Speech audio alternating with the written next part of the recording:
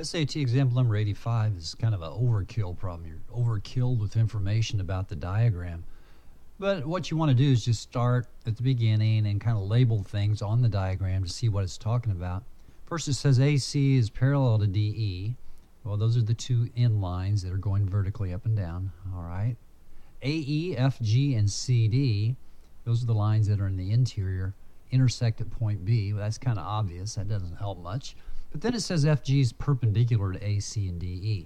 What that means is that line that's horizontal hits those two end lines and forms right angles. That might help in a minute, so we'll mark that.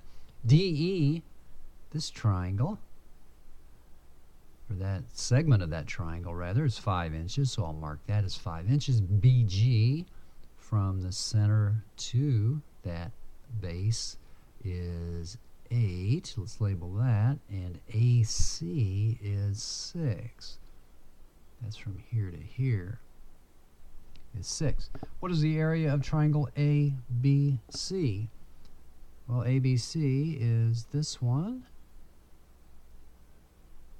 What we have, BF, has to be the height of that triangle. And we also know we're going to have to find that height because that triangle's on its side, and the area of that triangle is going to be 1/2 the base times the height. Well, the base is the 6, so we would have 1/2 of 6 times the height. Now, do we know that height? Well, that information was not given. Did we know that FB and BG were congruent? That was not given anywhere.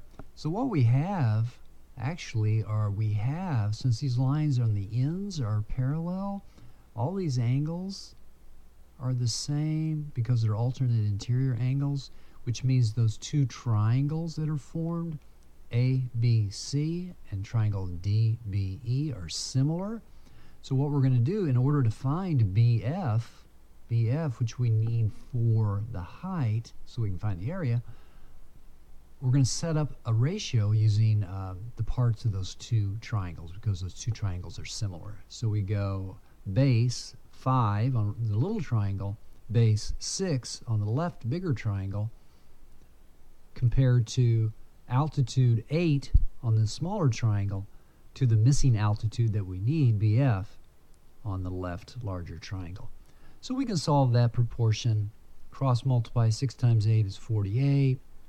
And then divide by 5. You can use your calculator if you need to, but that's 9.6. Okay, so now we have the height.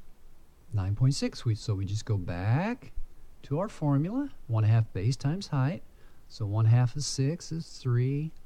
And then 3 times 9.6 will give us our area that was being questioned.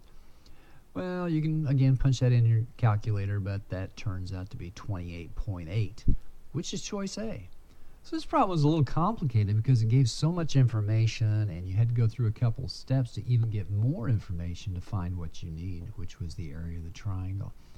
But if you just kind of break it down and label things as you go, that way you can see what you know, what you need to find, and how to get there. So SAT example number 85 is now done.